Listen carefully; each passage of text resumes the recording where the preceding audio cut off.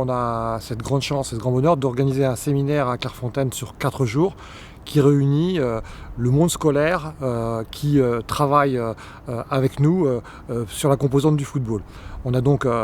décidé d'inviter à la fois des représentants du premier degré, des gens de l'éducation nationale, des gens de l'UCEP, et également des gens du second degré, ce qui fait un groupe de 120 personnes qui vont travailler ensemble sur les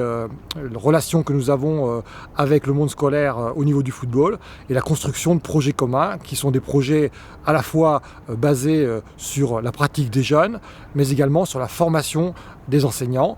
et aussi avec comme objectif à moyen terme les actions que nous allons mener en lien avec la Coupe du Monde 2019 féminine. Je sais l'importance de la pratique sportive pour nos jeunes élèves. Et donc, depuis que je suis à la tête de ce ministère, je fais tout ce qu'il est possible pour développer cette pratique sportive. Et cela est passé notamment, par exemple, l'année dernière, à l'occasion de l'Euro 2016 en France, par l'organisation de toute une année du sport, de l'école jusqu'à l'université, où nous avons développé des milliers de projets dans les établissements scolaires, qui tournaient notamment autour du football, puisqu'on parlait de l'Euro 2016. Et qu'à cette occasion, j'ai souhaité que le ministère de l'Éducation nationale signe une convention avec la Fédération française de football qui nous engage sur des actions encore plus innovantes que ce qu'on pouvait déjà faire ensemble par le passé. Et donc, le type d'action sur lequel ça nous engage, c'est par exemple ce que vous voyez aujourd'hui à Clairefontaine, un plan national de formation qui rassemble nos professeurs d'éducation physique et sportive, mais aussi nos enseignants du premier degré, qui sont amenés aussi à faire du sport aux enfants, pour, avec les équipes de la Fédération française de football, réfléchir à la pratique du foot par les élèves, ce que ça peut apporter dans leur parcours citoyen, comment inclure tous les élèves et faire en sorte que ça profite à chacun d'entre eux, y compris d'ailleurs les élèves en situation de handicap ou à mobilité réduite. Donc c'est à cela que nous aboutissons grâce à cette convention entre le ministère de l'Éducation nationale et la Fédération française de football, accompagnée bien sûr de nos opérateurs que sont l'UNSS et l'UCEP, donc ces deux associations sportives qui font vivre le sport auprès des élèves dans les écoles, les collèges et les lycées. Aujourd'hui, on a 2 millions de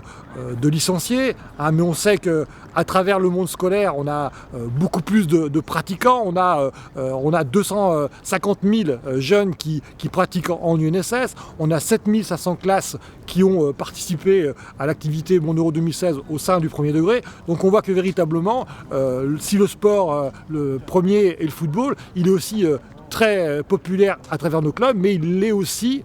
à travers nos actions au sein de l'école. Et depuis 4 ans, ça a vraiment été une priorité fédérale, ce foot à l'école. Et voilà, on se réjouit parce que depuis 4 ans, ça fait près de 500 000 enfants qui ont pu participer à ce dispositif-là. Le but, c'est que les enseignants fassent de l'EPS, donc il faut leur donner les moyens très facilement de pouvoir mettre en place la pratique du football. Et c'est pour cela que j'ai voulu développer dans la formation continue des enseignants, y compris la formation en matière sportive. Et c'est ainsi qu'on se retrouve à proposer, donc à Clairefontaine, franchement qui est un superbe écrin, ce plan national de formation qui accueille près de 200 enseignants de France qui viennent ici pour, au contact notamment des équipes de la Fédération française de football, se remettre à niveau, réfléchir ensemble à leur pratique professionnelle, comment mieux inclure ces élèves, sur quelles valeurs insister, etc., au-delà des performances sportives en tant que telles. Une formation qui réunit à la fois la Fédération française de football,